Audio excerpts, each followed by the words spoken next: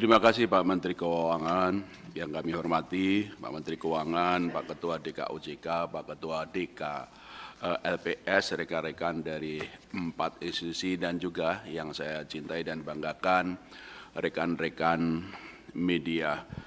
Assalamualaikum warahmatullahi wabarakatuh. Salam sejahtera bagi kita semuanya. Salam Om Swastiastu, Namo Buddhaya, salam kebajikan.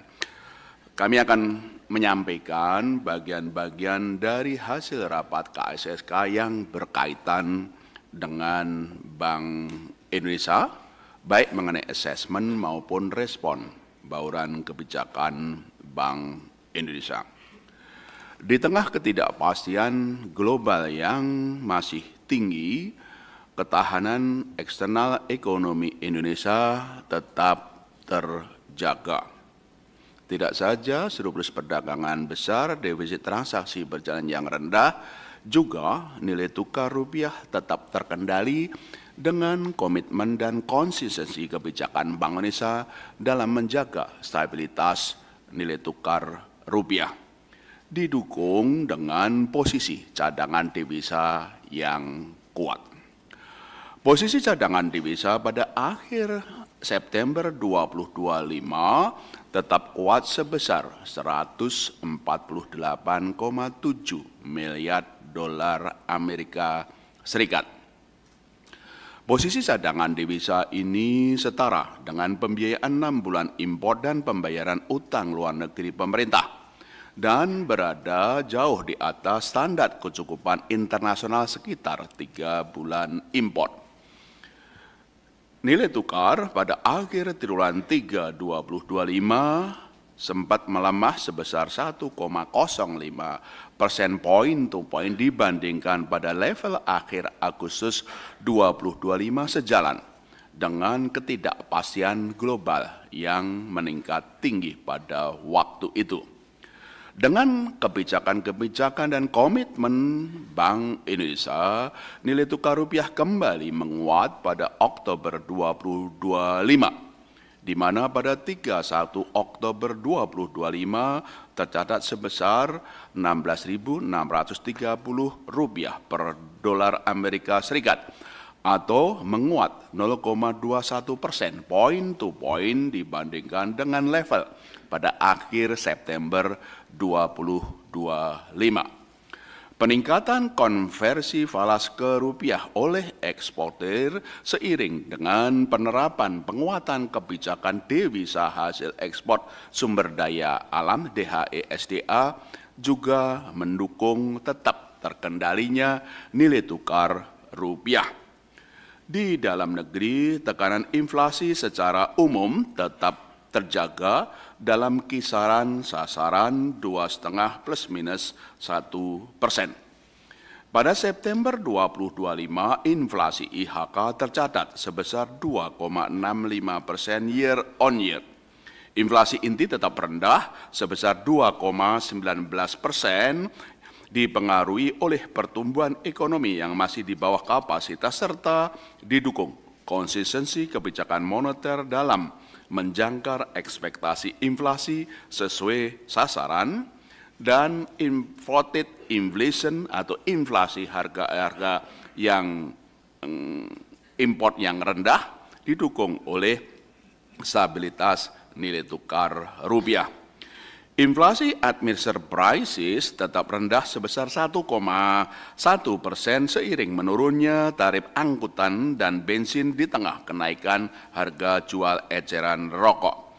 Inflasi volatile food, harga pangan yang bergejolak meningkat sebesar 6,44%, didorong oleh kenaikan harga komoditas cabai, bawang, beras, dan daging ayam seiring berakhirnya masa panen dan peningkatan biaya input produksi. Sinergi pengendalian inflasi pangan volatile food terus dilakukan melalui tim pengendalian inflasi di pusat dan daerah TPIB dan TPID dan penguatan Gerakan Nasional Pengendalian Inflasi Pangan GNPIB. Sementara itu, inflasi IHK pada Oktober 2025 meningkat menjadi 2,86%, terutama karena didorong oleh meningkatnya inflasi volatile food menjadi sebesar 6,59%, sementara inflasi inti tetap rendah 2,36%. Demikian juga inflasi administered prices terkendali pada 1,45%. Dalam kerangka koordinasi yang erat dengan pemerintah maupun dalam KSSK, Bank Indonesia terus memperkuat bauran kebijakan untuk mendukung pertumbuhan ekonomi dengan tetap menjaga stabilitas perekonomian sejalan dengan program-program prioritas pemerintah dalam Astra Cita di bawah kepemimpinan Bapak Presiden Prabowo Subianto. Kebijakan moneter Bank Indonesia diarahkan pada keseimbangan untuk menjaga stabilitas serta turut mendorong pertumbuhan ekonomi, pro-stability and growth. Sementara itu, kebijakan makro-prudensial dan sistem pembayaran tetap diarahkan untuk mendorong pertumbuhan ekonomi. Kebijakan moneter, makro-prudensial, sistem pembayaran dalam bauran kebijakan Bank Indonesia didukung oleh kebijakan pendalaman pasar keuangan, kebijakan ekonomi keuangan inklusif dan hijau, serta kebijakan internasional. Di dalam kebijakan moneter untuk menjaga stabilitas dan mendorong pertumbuhan ekonomi tadi, Bank Indonesia menempuh empat langkah utama. Pertama, konsisten dengan arah kebijakan tersebut, Bank Indonesia menurunkan suku bunga kebijakan pada bulan Juli, Agustus, dan September 2025 masing-masing sebesar 25 basis point, sehingga pada September 2025 menjadi 4,75%. Dengan langkah ini, sejak September 2024, Bank Indonesia telah menurunkan 6 kali BI rate sehingga secara keseluruhan turun 150 basis point atau 1,5%. Keputusan ini sejalan dengan upaya bersama untuk mendorong pertumbuhan ekonomi dengan tetap rendahnya perakiraan inflasi 2025 dan 2026 dalam sasaran 2,5 plus minus 1% dan stabilitas nilai tukar rupiah sesuai dengan fundamentalnya. Dengan penurunan 1,5% atau 150 basis point 6 kali dari BI rate tersebut, seperti disampaikan oleh Pak Menteri Keuangan tadi, yield SBN juga menurun drastis. Tadi Pak Menteri Keuangan sudah menjelaskan seberapa besar penurunan yield SBN. Dengan demikian, kebijakan penurunan Bank Indonesia menurunkan yield SBN dan dengan demikian menurunkan biaya fiskal yang berkaitan dengan biaya utang dari pemerintah. Kedepan, Bank Indonesia akan terus mencermati efektivitas transmisi kebijakan moneter longgar yang telah ditempuh, prospek pertumbuhan ekonomi dan inflasi, serta stabilitas nilai tukar rupiah dalam memanfaatkan ruang penurunan BI rate lebih lanjut. Itulah langkah pertama di kebijakan moneter. Langkah kedua di dalam kebijakan moneter, Bank Indonesia terus memperkuat strategi stabilisasi nilai tukar rupiah didukung dengan posisi cadangan devisa yang lebih dari cukup. Kebijakan stabilisasi nilai tukar rupiah ditempuh Bank Indonesia melalui intervensi baik di dalam negeri melalui transaksi tunai spot dan domestic non-delivery forward maupun intervensi di pasar luar negeri melalui transaksi non-delivery forward serta pemberian SBN di pasar sekunder untuk meningkatkan likuiditas dan menjaga stabilitas pasar keuangan. Seperti tadi kami sampaikan, nilai tukar rupiah tetap terkendali stabil di tengah tingginya gejala global. Yang ketiga, Bank Indonesia Langkah di dalam kebijakan moneter adalah terus melakukan ekspansi likuiditas moneter. Antara lain, melalui strategi operasi moneter pro market guna memperkuat transmisi penurunan suku bunga, peningkatan likuiditas, juga mempercepat pendalaman pasar uang pasar falas. Ekspansi likuiditas moneter ditempuh Bank Indonesia antara lain melalui penurunan sekuritas rupiah Bank Indonesia.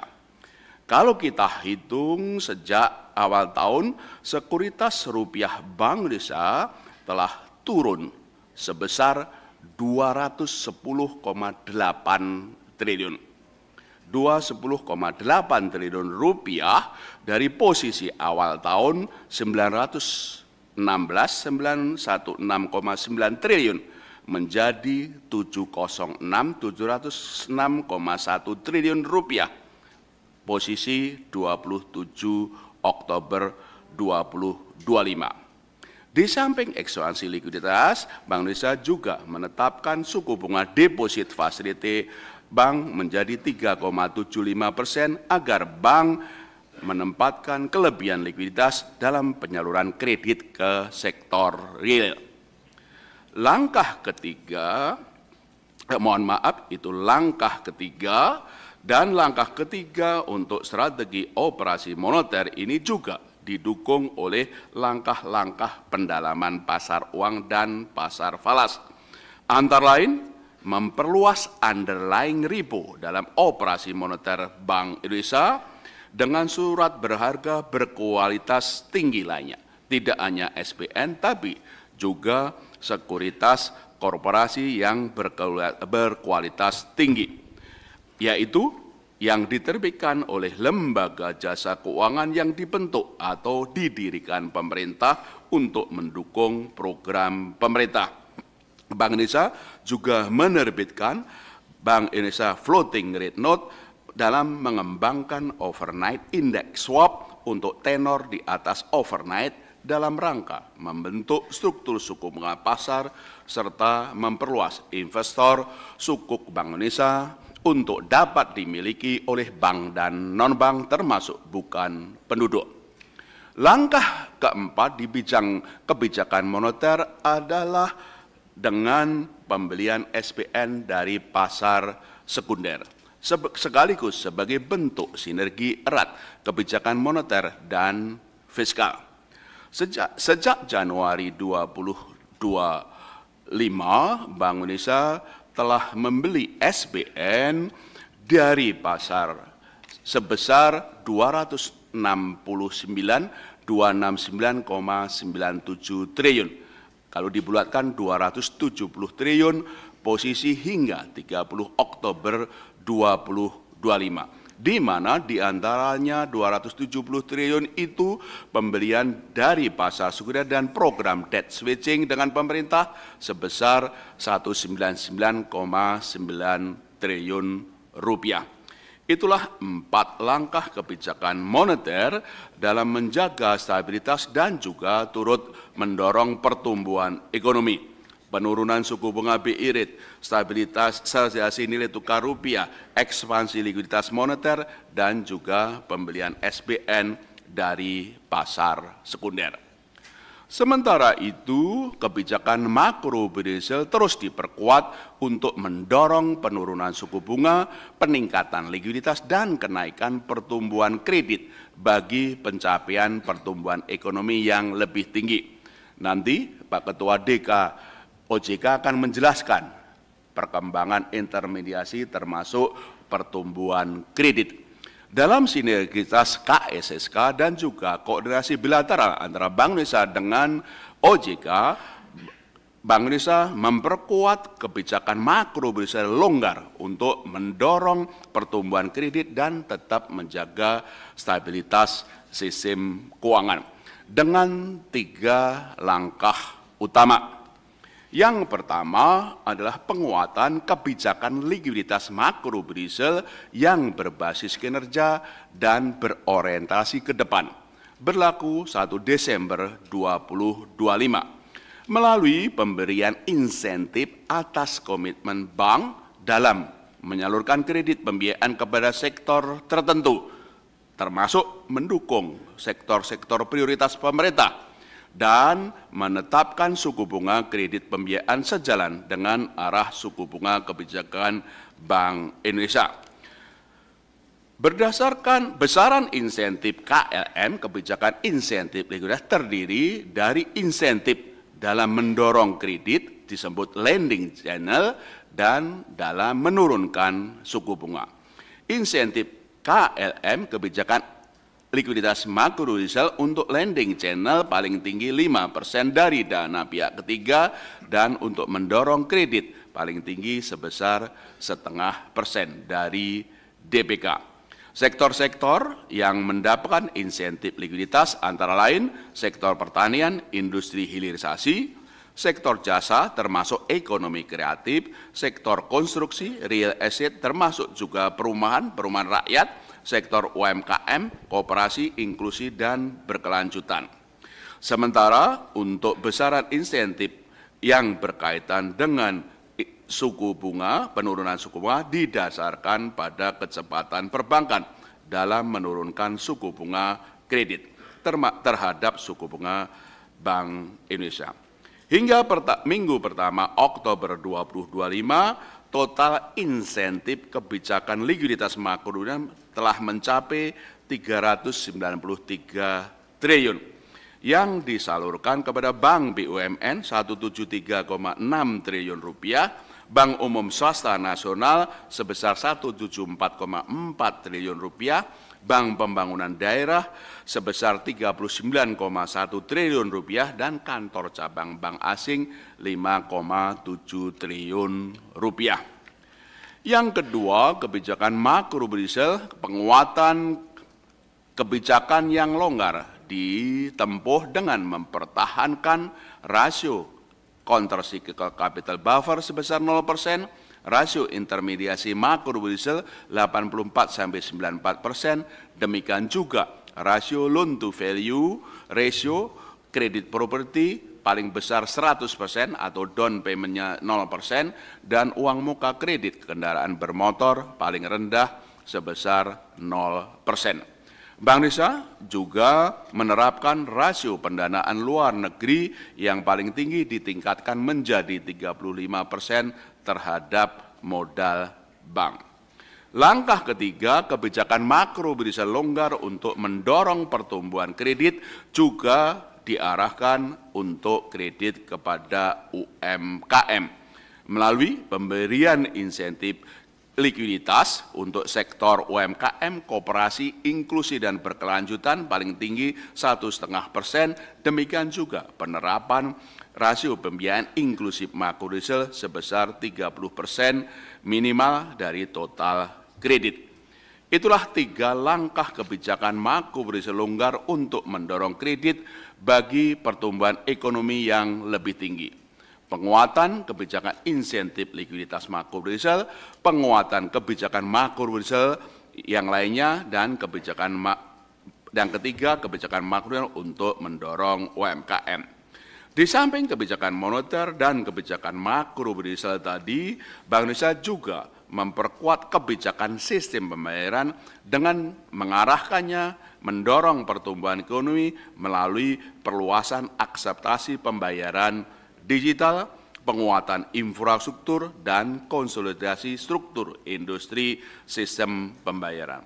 Antara lain melalui yang pertama, perluasan implementasi kerjasama KRIS yang antar negara yang terus diperluas dengan Jepang, dengan Tiongkok, dan inisiasi sandbox KRIS antar negara Indonesia Korea Selatan. Yang kedua, perluasan implementasi KRIS tanpa pinde TAP di berbagai sektor dan wilayah, termasuk pada 5 moda transportasi Jabodetabek dan parkir. Langkah yang ketiga adalah inisiasi peningkatan kapasitas dan literasi sinergi, percepatan dan perluasan digitalisasi daerah, katalis P2DD sebagai wadah sinergi dan pembelajaran antar pemerintah daerah, dan juga melakukan berbagai inovasi yang diluncurkan dalam Festival Ekonomi Keuangan Digital FEKDI berkolaborasi dengan Indonesia Fintech Summit Expo (IFC) yang digelar minggu lalu. Selain itu, Bank Indonesia juga memperkuat dan memperluas kerjasama internasional di area kebank sentralan, termasuk konektivitas sistem pembayaran dan transaksi menggunakan mata uang lokal. Local currency transaction yang terus diperluas tidak hanya dengan ASEAN, tapi juga dengan Tiongkok dan Jepang. Bahkan nilai transaksi dengan mata uang lokal dengan Tiongkok telah mencapai hampir 7 miliar dolar dan dengan Jepang mencapai sekitar 5 miliar dolar.